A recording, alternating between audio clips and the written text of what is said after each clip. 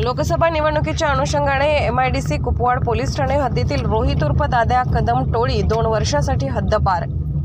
MIDC Kupwad police Thane हद्दीतील गुन्हेगार रोहित उर्फ दाद्या कदम टोळीस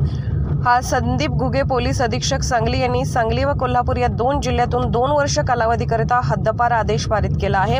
गुन्हेगारी टोळ्यांची दहशत मोडून काढून त्यांचे समूळ उच्चाटन व्हावे या पार्श्वभूमीवर सदरची हद्दपारची कारवाई करण्यात आलेली आहे। MIDC कुपवाड पोलीस ठाणे हद्दीमध्ये टोळी प्रमुख रोहित उर्फ दाद्या सुदाम कदम वय वर्ष 23 राहणार दुर्गामाता मंदिर जवळ अहिल्यानगर कुपवाड, शैलेश तानाजी पडळकर वय वर्ष 29 राहणार अष्टविनायक कॉलनी विचारेमळा कुपवाड, रियाज बाबासाहेब मुजावर वय वर्ष 35 राहणार विचारेमळा कुपवाड या टोळी विरुद्ध सन 2017 ते 2023 मध्ये